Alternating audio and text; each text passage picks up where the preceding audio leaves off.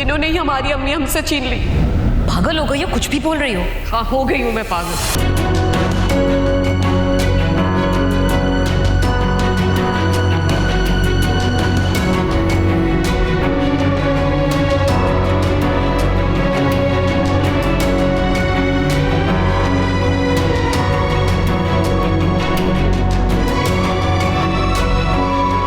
क्या हुआ है? मैं यहाँ क्या कर रही हूँ? वो आप ही मैं अपने रूम में जा रही थी।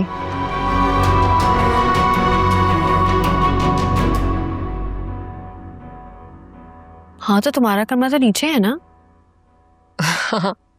उधर जाना था, गलती से इधर आ गई। ये घर इतना बड़ा है और सारे फ्लोर्स एक जैसे ही लगते हैं। मुझे तो भूल भुलैया लगता। आई क्यों थी यहाँ? कोई काम है?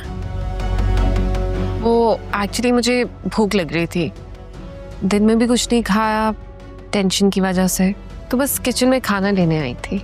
कंफ्यूजन में इधर आ गई। आओ तुम्हें खाना दे दूँ।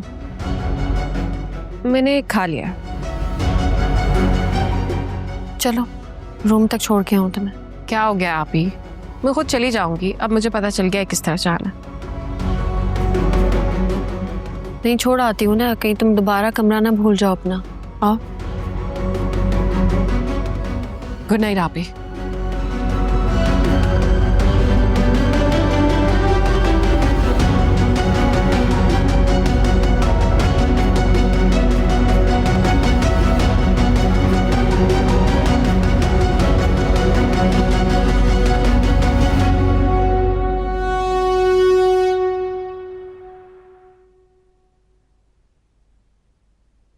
आलियान, आपको बिल्कुल भी अंदाजा नहीं हो रहा शायद कि आपने मेरे साथ कितनी ज्यादती की। मैंने तुम्हारे साथ कभी ज्यादती नहीं की फेमिना। आपने मेरे साथ इतनी ऊंची आवाज में बात की, मुझसे रूडली बिहेव किया और उसके बाद अपोलोजाइज भी नहीं किया। अपोलोजाइज इंसान तब करता है जब गलती करता है, और गलती सिर्फ तुम्हारी है। इन दैट केस तुम्हें अपोलोजाइज करना चाहिए और अपने आप को चेंज करने की जरूरत भी है। मुझे तुम्हें तुम्हारी मर्जी से जिंदगी गुजारने की इजाजत दी है, तुम पे कभी कोई पाबंदी नहीं लगाई। इसका मतलब ये नहीं कि मैं एग्जिस्ट ही नहीं करता। पाबंदी? इजाजत? आई एम सॉरी, शायद आप भूल रहे हैं कि मैं आपकी एम्प्लॉय नहीं हूं। मुझे आपकी इजाजत की जरूरत क्यों पड़ेगी?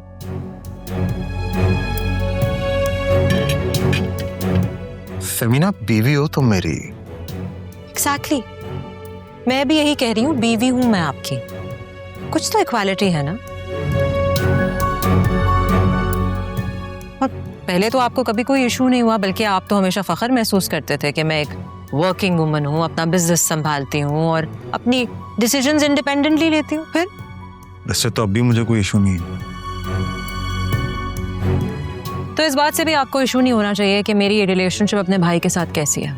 वकार is my brother, he is my family, मेरा सपोर्ट सिस्टम है वो। फेमिना, 8 साल हो गए हमारी शादी को और तुम अब भी मेरे अलावा किसी और की सपोर्ट एक्सपेक्ट कर रही हो।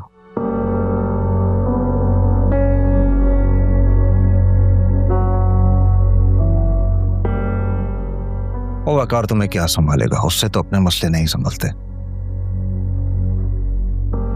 अपनी बीवी और उसके आशिक को तो वो आज तक संभाल नहीं सका।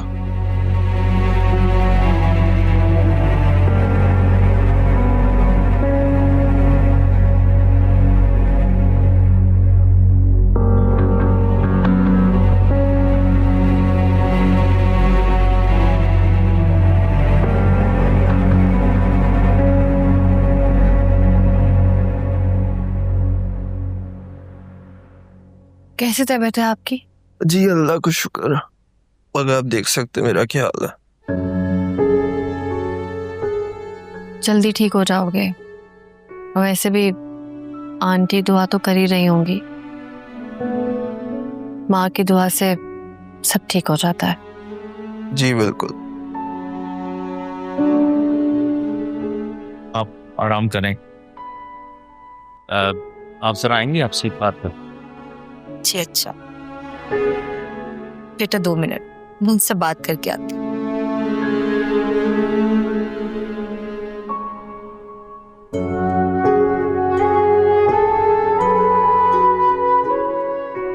देखें, बात दरअसल ये है कि मैं बात कर रही हूँ।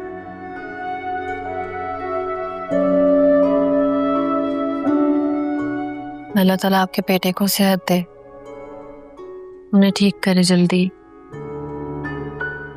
मुझे पता है ये बहुत बड़ा दुख है आपके लिए। जिस तरह आप अपने बेटे के लिए परेशान है ना, बिल्कुल इसी तरह मेरी माँ भी अपने बेटे के लिए बहुत परेशान है।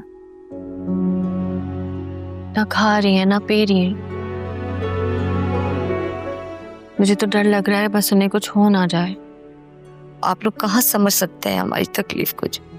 अरे क्यों नहीं समझ सकते, हम भी तो इंसान हैं आप ही लोगों की तरह। आप लोग बड़े लोग हैं जो महंगी गाड़ियों में बैठने के बाद रास्ते में चलते हुए पैदल लोग आप लोगों को कीड़े मकोड़े नजर आते हैं। ऐसी बात नहीं है। ऐसी ही बात है। बस इसी एक गलती ने हमारा बहुत बड़ा नुकसान कर दिया।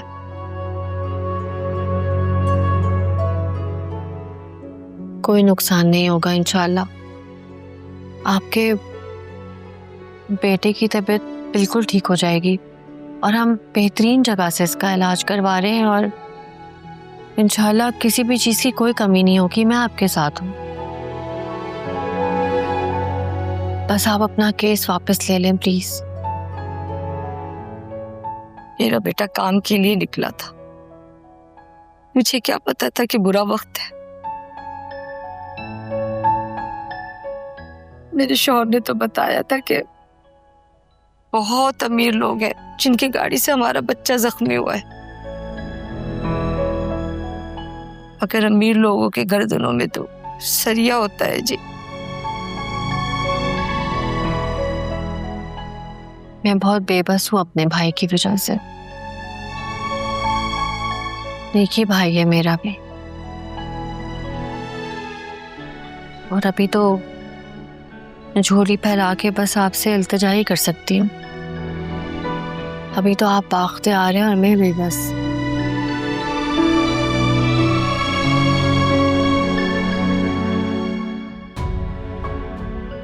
प्लीज हम पे रहम करें और आप जैसे कहेंगी वैसा हो जाएगा।